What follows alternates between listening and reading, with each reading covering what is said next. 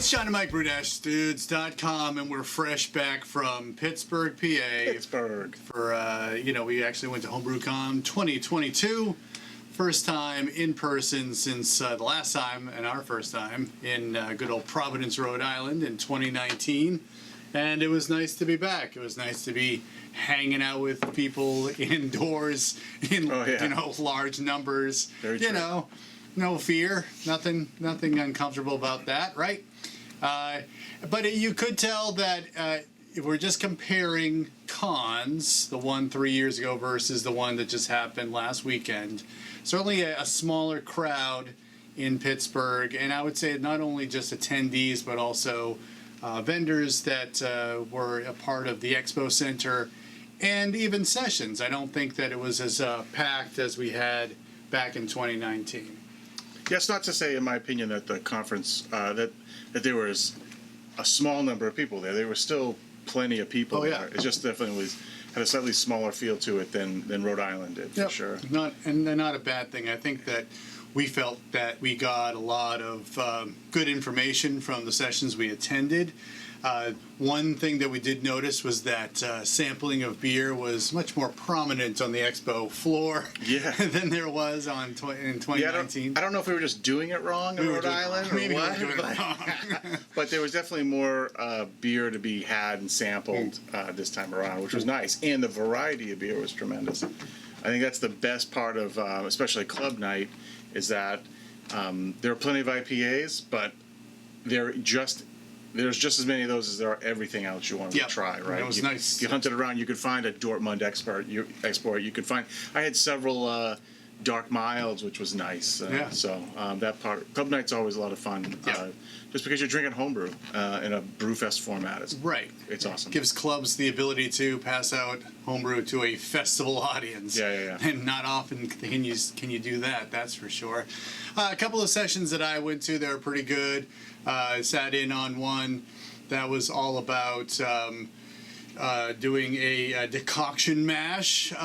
Always a terrifying. I don't know why. I haven't done one. I don't think I have done one, but it's not as difficult as it seems. And if I go back to look at the notes, or actually the slides when they get posted to the site, they had a simple way of doing that, and I'm probably going to do that. The speaker was from Germany, so seemingly an expert on the subject, and he said that don't know if you can have a good dunkel without following that mashing procedure. So that was pretty good. How about a session that you liked?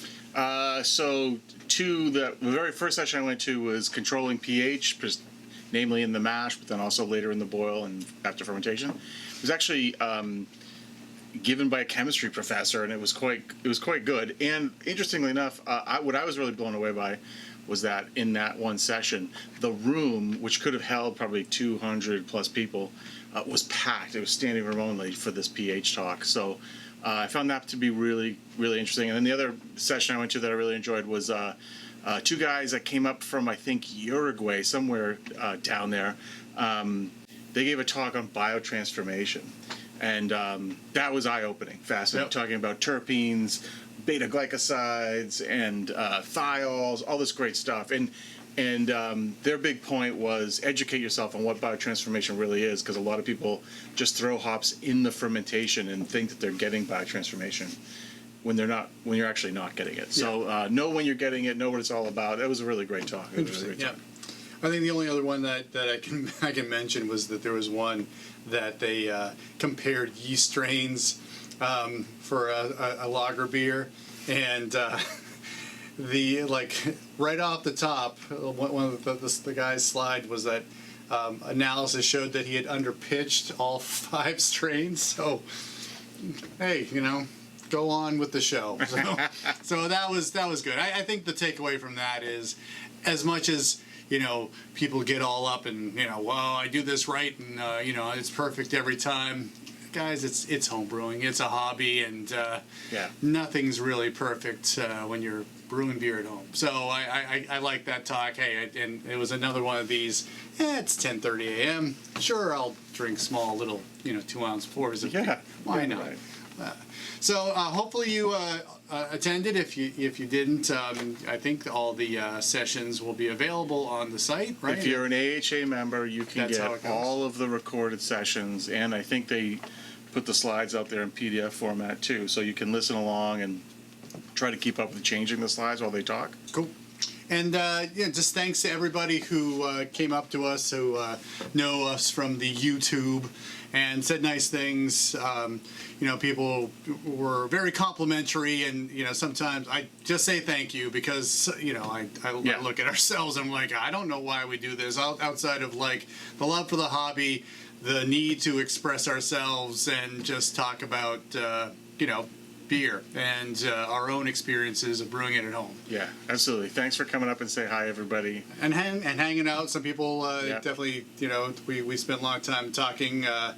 Mike from BrewTubers, we had Brent, we had Raymond. Yep. So thanks to everybody who said hi.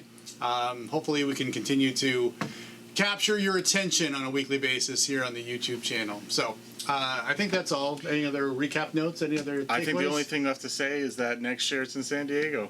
Big sunny San Diego. And so, we'll start discussing now, start planning whether we're going to make it to San Diego. But if you've never been to a Homebrew Con and you're local to San Diego, or if it's within driving range, you certainly have to give it a shot. Yep. You know what I'd even recommend too is we did full conference, which gets you into the educational sessions. But if you tight on cash, just get a social. And so you can see the convention floor, you can have the tastings on the expo floor, and enjoy things like club night and the award ceremony. Just that stuff alone is worth it too. Right on. Cool. So thanks for watching. Appreciate your time. If you like this video, give us a thumbs up. Subscribe to our channel because we do this kind of thing every single week. For John and Mike, brew-dudes.com. Brew on. Cheers.